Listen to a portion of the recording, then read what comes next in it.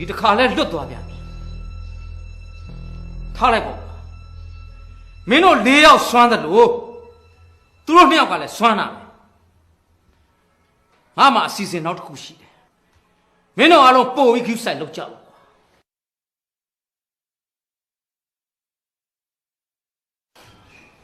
မျိုးလေဒီကောင်ဘာကောင်းလဲမျိုးတော့မလေးမစားနဲ့ထားလိုက်ပါကွာမင်းကငါပြောပြီးသားပဲဒီကောင်ကယူနေတဲ့ကောင်ပါကဲဒီနေ့ကစပြီးတော့မင်းတို့အားလုံးရွာမပြန်နဲ့ငါဌာနမှာပဲနေဟိုကောင်တိမ်ချားမိုးညို့နောက်တစ်ခေါက်ပြန်လာအောင်မယ်ဆိုတာသိကြတယ်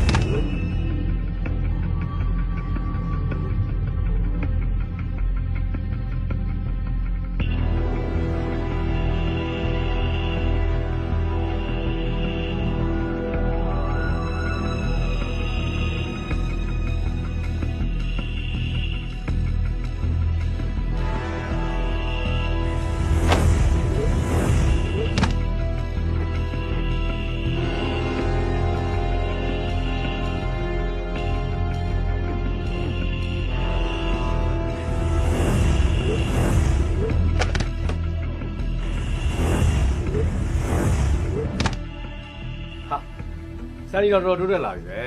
မီးလည်းပဲဆိုလို့လေဆန်နီကမီးအေးကိုတေချာတင်မိထားနေတူတယ်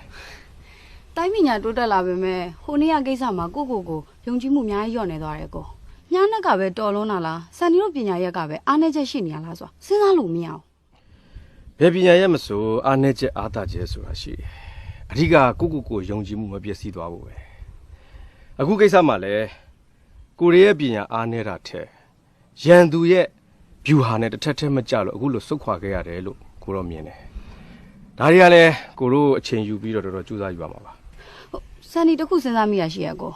အခုစန်နီတို့နဲ့ပူးပေါင်းနေတဲ့တော်လန်ရေးသမားတွေကိုအကိုတို့စန်နီတို့ရဲ့နီးဗျူဟာတွေကိုသင်ပေးလိုက်မကောင်းလားဟာဒါကောင်းတဲ့အစီအစဉ်ပေါ့ဒါဆိုရင်ဒီလိုလို့စန်နီကသူတို့တွေကိုအနီးကပ်သင်ပေးလိုက်နော်လိုအပ်တာကိုညွှန်ပြပေးမယ်ဟုတ်ပြီလားဟုတ်ကဲ့ပါကောမုံညိုဟာဦးလေးဘာဖြစ်လာတော့ဗျာငါဒီကူလားတောဆက်မှာမြားနေနဲ့တွေ့ကြတယ်ကွာမြားနေနဲ့တွေ့ကြတယ်အေးဟုတ်တယ်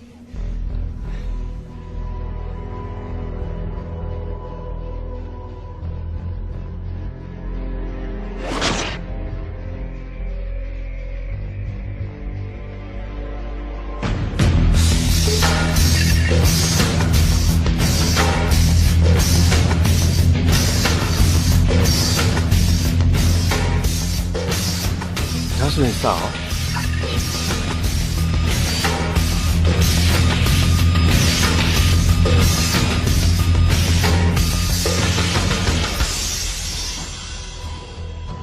ဘာရေးထားလဲကိုဒီနေ့ကစပြီးတပတ်အတွင်းသူကကိုနဲ့တယောက်ချင်းစိန်ခေါ်ပြီးတော့တိုက်ခိုက်ခြင်းလေဆိုရက်စိန်ခေါ်တဲ့စာပါဘယ်လိုလုပ်ကြမလဲကိုမနဲ့သွားမလားသွားမှာပေါ့တယောက်ချင်းတိုက်ခိုက်မယ်ပြောပြီး plate တွေနဲ့ဝိုင်းဖန်ဘယ်လိုလုပ်မလဲကောသူ့ကိုယုံကြည်လို့ရပါမလားယုံလို့ရပါတယ်ဘာဖြစ်လဲဆိုတော့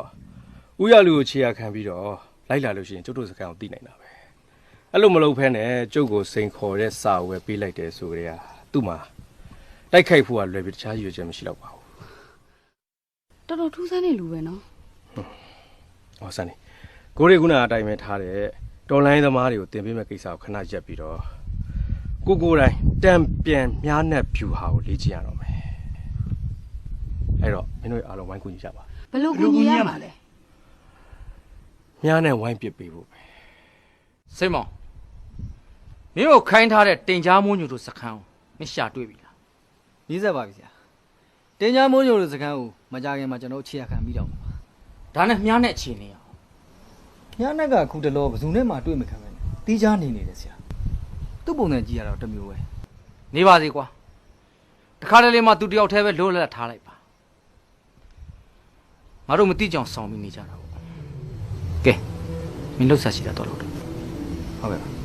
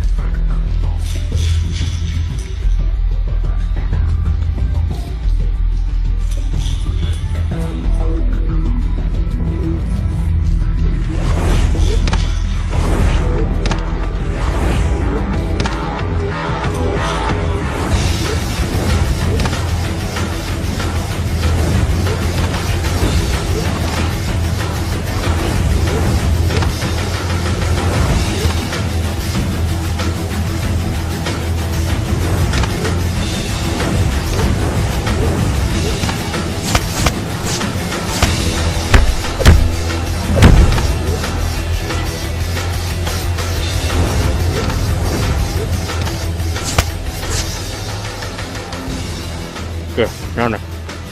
ခုမင်းရှုံးငါဘဝမှာရှုံးဆိုတာမရှိဘူးငါနာမည်ညာနဲ့ငါသူများတက်လို့ပြင်မှာတော့ဟုတ်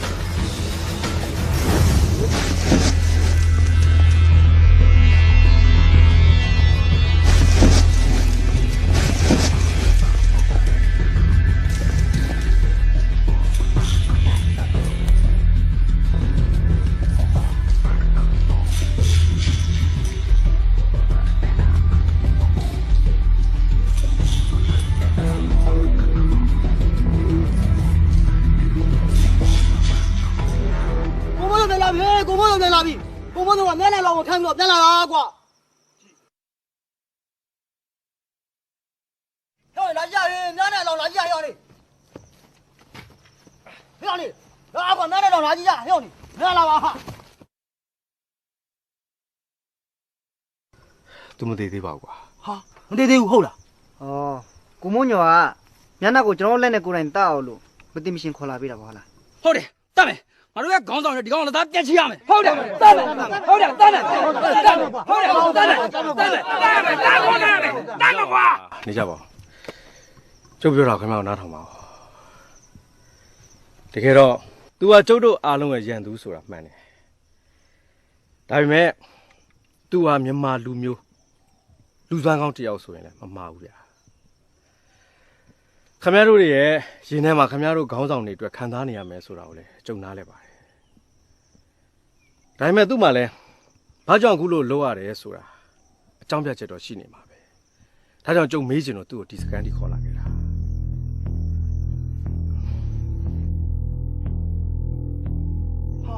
ဒါမျိုးချက်မို့ဆိုဦးလာထုံးရဲ့ဒါရဲကောင်ပဲသိရတယ်ဒါရဲကောင်မရဲကောင်ပဲ ဟုတ်မင်းကသူ့ကိုသိလို့လား သိတာဗောဗျာကျွန်တော်တို့အဖွဲ့ကိုဟိုးအရင်ကတည်းကရိတ်ခါထောင်းနေတဲ့ဦးလာထုံးရဲ့သားဗျ ဒါပေမဲ့ဥလာထုံးရောသူ့ရဲ့အသားရဲကောင်ပါလွန်ခဲ့တဲ့3နှစ်ကပလိတ်တွေတက်လို့တေဝပြီလို့ကျုပ်တို့ကသိထားတာဗျခုရဲကောင်ကဘယ်လိုလုပ်ပြီးမြားနဲ့ဖြစ်နေတယ်လဲဆိုတာကိုစဉ်းစားလို့မရဘူး ကဲစဉ်းစားတော့နောက်မှစဉ်းစားလောလောဆယ်ရန်သူဖြစ်ဖြစ်မိတ်ဆွေဖြစ်ဖြစ်သူသတိလစ်နေတာတော့ကူညီရမှာပဲကဲမောင်မုံညိုဥသူ့ကိုစေကူပေးလိုက်မှာကွာ အာဟိုကောင်းပါရဲ့ဦးလေးကဲအဲ့ဆိုလို့ရှိရင်သူ့လားတဲဝတ်တရား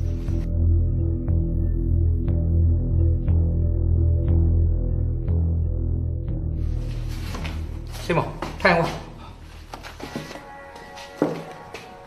မြားနဲ့ကိုတွေ့ရ မတွေ့ရဘူးဆရာ။ तू နေတဲ့နေရာရော तू မြားပြစ်လေးချင်းတဲ့နေရာတော့လိုက်ရှာပါတယ်။လုံးဝမတွေ့ဘူး။ပလိတ်တွေပြောတာတော့ तू ပြောင်းနေ9ရက်လောက်ရှိပြီလို့ပြောတာ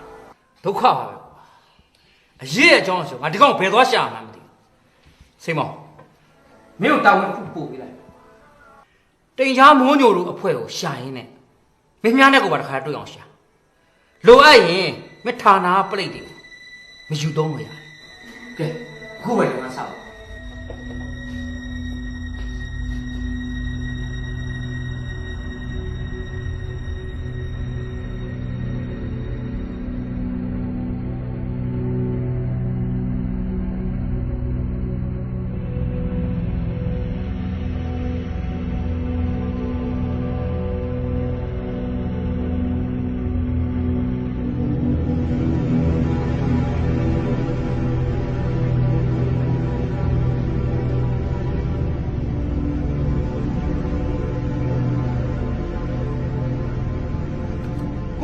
မရောလာအောင်ဒီမှာမျက်နှာနိုးလာပြီဗျ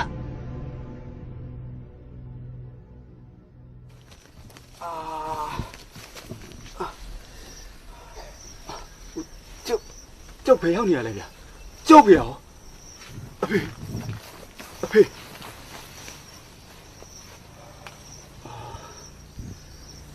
ကျုပ်ဖေကိုသူတို့တက်လိုက်ကြပြီပဲမြန်းနဲ့မင်းဘာတွေပြောနေရလဲခမရဘာတူလဲကျုပ်ကဘာလို့ကျိုးရတုတ်ထားလဲမင်းမသိလို့မေးနေရလားမြန်းနဲ့ဟမ်အေးမင်းမသိဘူးဆိုတော့လေပြောပြရတာပေါ့ကွာငါနာမည်ကမိုးညို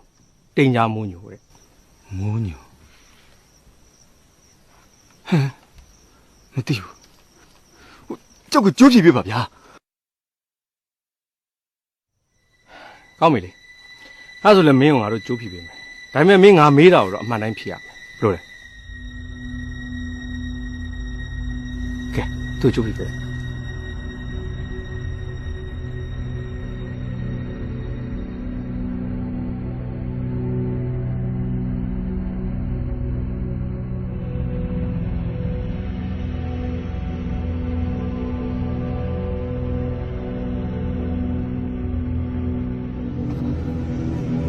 ခင်ဗျားကျုပ်ကိုဗာမင်းမမင်းဘဝအကြောင်းမင်းဘဝအကြောင်းမင်းမှတ်မိတယ်လို့အားလုံးအားကိုပြောပြ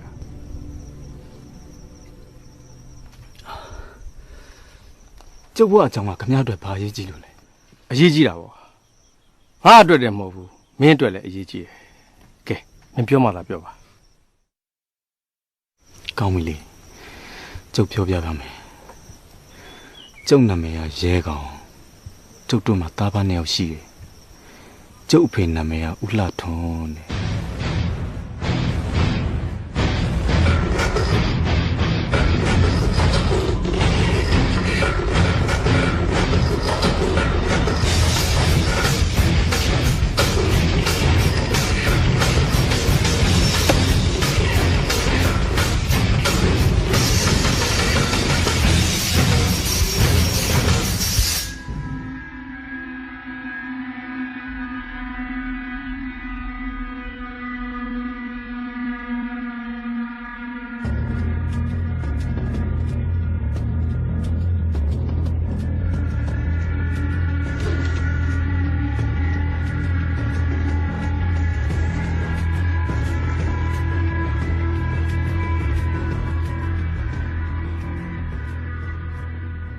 လေးများအတက်ပညာဆိုတာ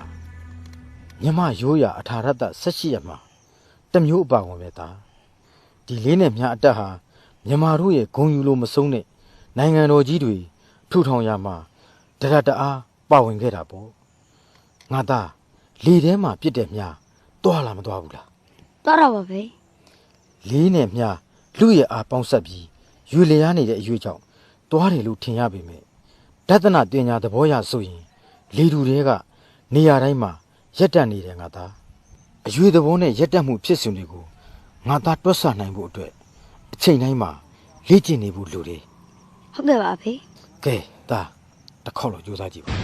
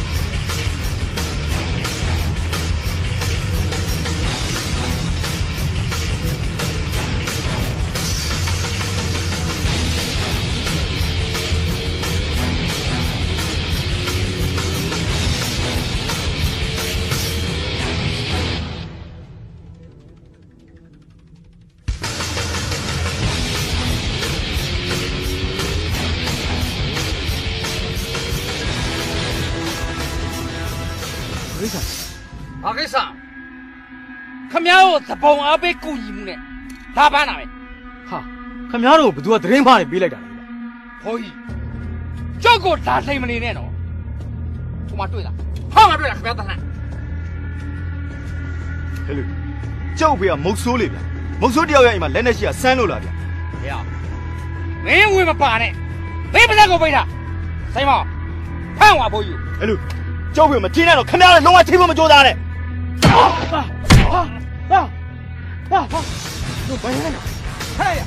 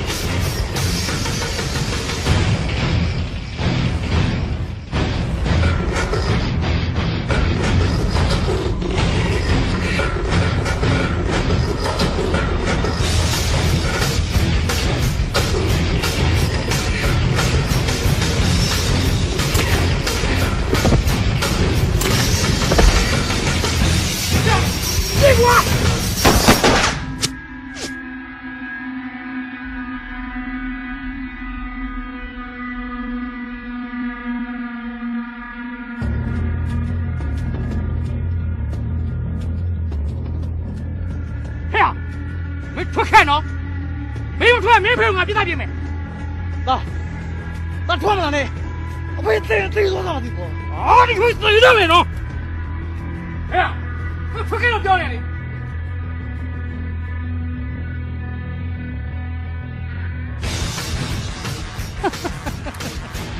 呀，你们现在，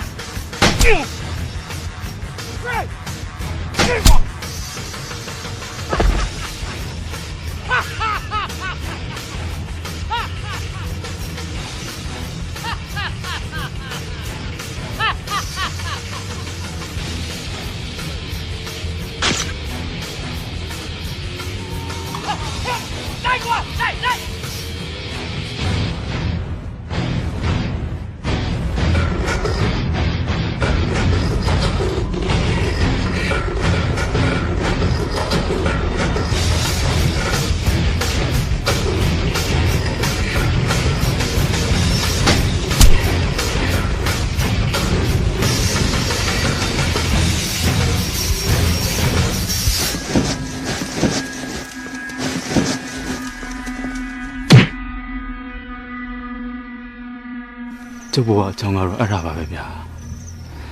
ကျုပ်အဖေရက်လေဘယ်နေမှန်းတော့ကျုပ်မသိပါဘူးဒါနဲ့ကျုပ်တတိလေးနေတာဘယ်လောက်ကြာပါလဲဗျာကျုပ်ဖေလောင်းနေကြသွားပြီလား ဘလို့ပြောမှန်းတော့မသိတော့ပါဘူးများနေတာတကယ်တော့မင်းဖေရက်လက်ပြီးတာ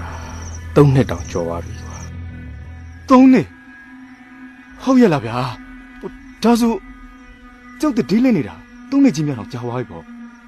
တတိမိနေရမဟုတ်ဘူးဘဝတစ်တစ်ခုထပ်ဖြစ်နေတာများနေ ဘယ်လိုဘဝမျိုးလဲဗျာ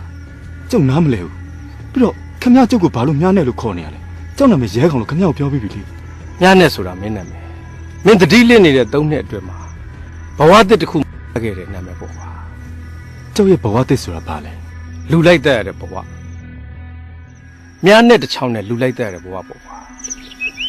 ဒီလူတွေရဲ့ခေါင်းဆောင်တွေအားလုံးဟာမင်းလက်ချက်နဲ့ပဲစတင်ခဲ့ကြတာ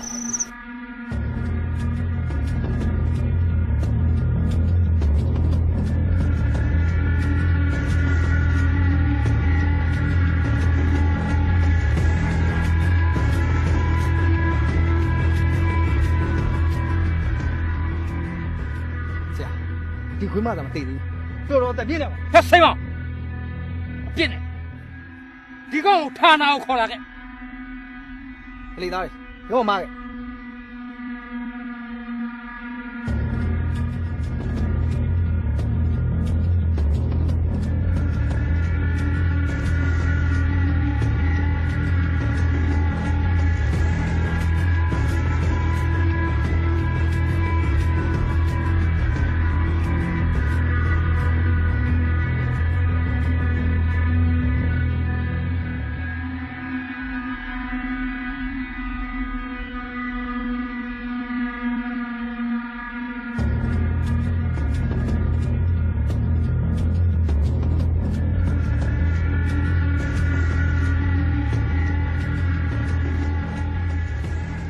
ဟဲ့မင်းရုံးဖို့မကြိုးစားနဲ့မင်းရုံးနေလို့လည်းအပို့ပဲကွာ ကျုပ်ပဲရောက်နေ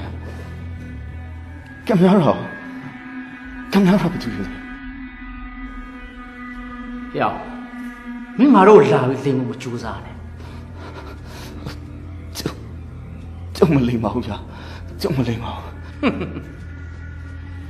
မင်းဘာတူလဲဆိုတာသိချင်မင်းပြန်စဉ်းစားဖို့ ကျုပ်ဘာတူလဲ ဆရာ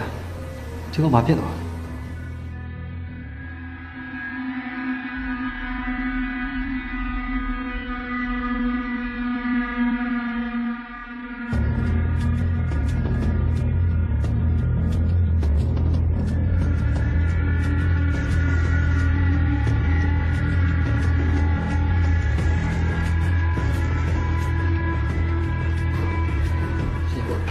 ဒီကောင်ဘာဖြစ်သွား ငါထင်ပြောရရင်ဒီကောင်တောင်ပေါ်ကလိမ့်ကြပြီလို့ကြောက်တုံးနဲ့စောင့်နေတဲ့အရှိကြောင့်ဒီကောင်မှန်ညာနေချိုးရင်းသွားတာဖြစ်လိမ့်မယ်ကွာ ဒါဆိုကျွန်တော်ဘယ်လိုလုပ်ကြမလဲ အေးကွာငါပရမအစီအစဉ်ကဒီကောင်ဖေမရှိတော့တဲ့နောက်ဒီကောင်စီကတော်လိုင်းရေးသမားတွေရဲ့တည်င်းများရမလားဆိုပြီးခေါ်လာမိခဲ့တာကူတော့ကွာ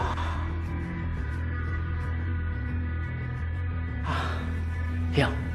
ငါအချမ်းရပြီကွာဒီကောင်ကငါတို့ကောင်းကောင်းသုံးချရမယ် ဘယ်လိုအသုံးချမှာလဲဆရာ လာစမ်းပါကွာ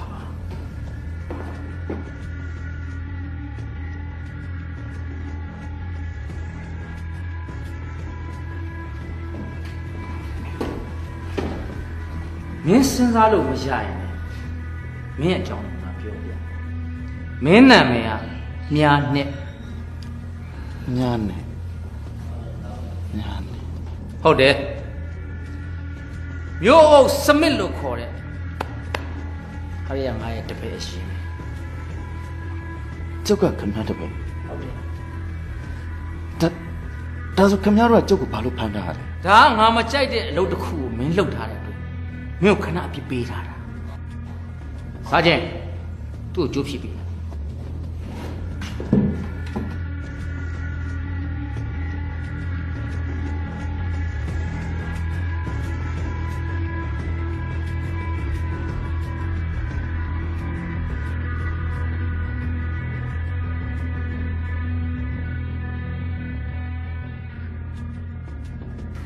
ကျုပ်ဒီတန်ရာရဘလို့ရ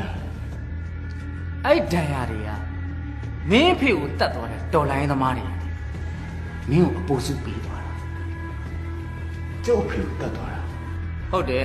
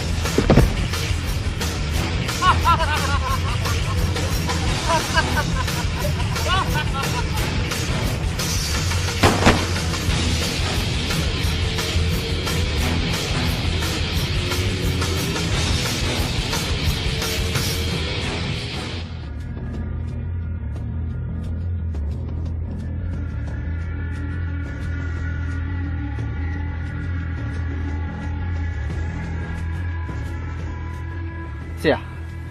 ဟိုလူကတော့အသက်မရှိတော့ကောင်လေးကတော့အသက်ရှင်နေတယ် စိတ်မကောင်းစရာပဲကွာသူ့စကန်းခေါ်ခဲ့ကိုရောက်မှစိတ်ကူးပြီးတာ ဟုတ်ကဲ့ဆရာ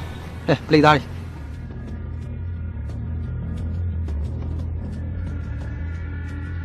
ကျုပ်မှအဖေရှိခဲ့တယ်ဟာလားပြီးတော့ကျုပ်ရဲ့အဖေကိုတော်လိုင်းသမားတွေကတတ်သွားတယ်ဟာလား မင်းရဲ့အဖေကိုရဲဆက်တတ်သွားတဲ့တော်လိုင်းသမားတွေမင်းပြန်ပြီးကလစားချီလာတယ်အဲ့ဒါမင်းရဲ့တမိုင်းပေးတာဝန်ပဲအေးသူလောလောဆယ်တော့ဒီနားမင်းကျမ်းမာလာပြီဆိုဘာဆက်လုပ်ရပြော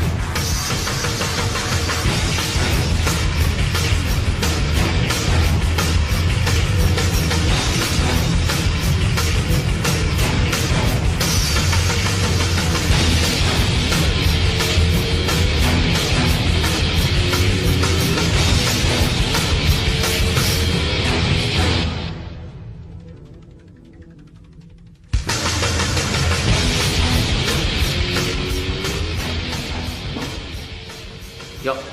ဒီမှာလေးနဲ့များဒါမင်းအသုံးပြုရမယ်မင်းရဲ့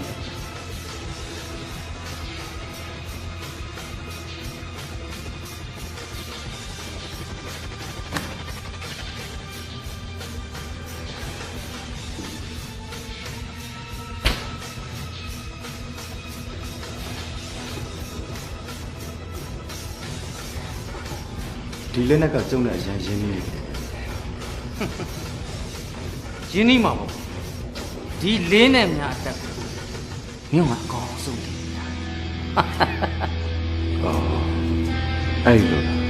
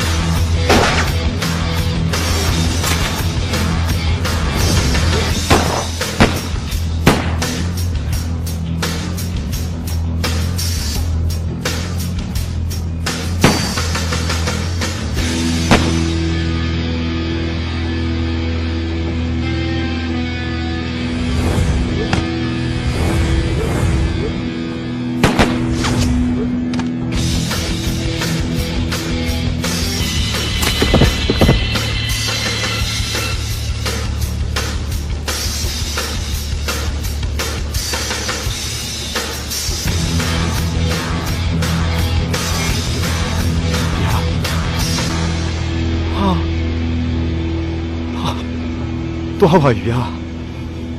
ကျုပ်တော်တော်ကြီးကိုစိုးခဲ့တာပဲ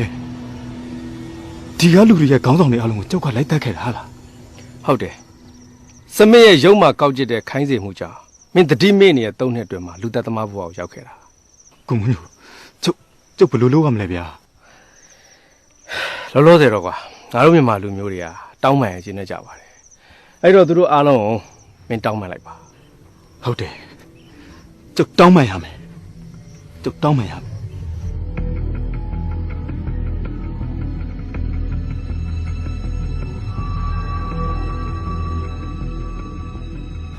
ကျုပ်တတိလေးပဲယူသွနေတဲ့အချိန်မှာခမများတို့ရဲ့ခေါင်းဆောင်တွေကိုတတ်မိတဲ့အတွက်ကျုပ်ကိုခွင့်လွှတ်ကြပါဗျာ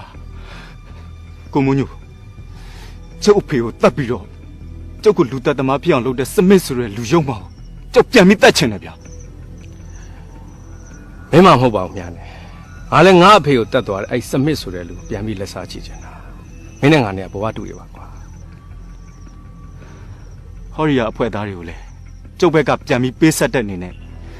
ခမများတို့ရဲ့ခေါင်းဆောင်ကိုမိုးညိုကိုကူညီပြီးတော့နယ်ချက်လက်ပါစီတွေကိုတိုက်ထုတ်ရှင်းလင်းမှမယ်လို့ကျုပ်ကတိပြုပါတယ်ဗျာ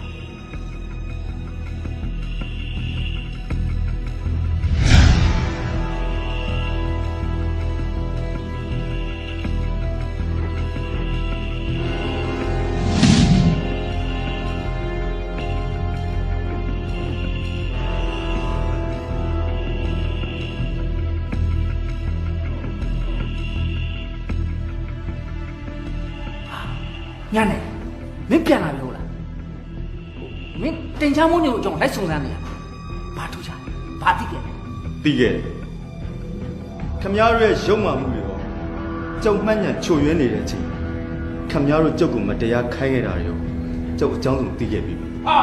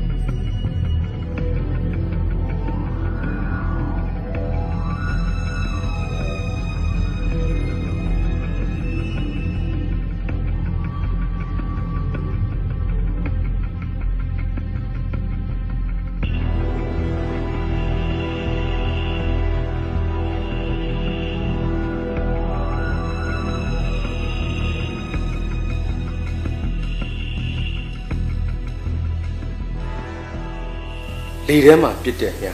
သွားလားမသွားဘူးလားညာနဲ့မင်းအဖေပြောခဲ့တယ်လို့မြားရဲ့အလင်တောင်သွားတယ်ထင်ရပြီပဲနေရာတိုင်းမှာရက်တန့်နေခဲ့တယ်ဆိုတာအမှန်တရားဆိုရင်လေထဲမှာပြစ်တဲ့မြားနဲ့တခြားငါရင်ထဲမှာခဏတာရက်တန့်ခဲ့ဘူးလေဆိုတာသိကြလုံးခဲ့ပါနဲ့ကွာ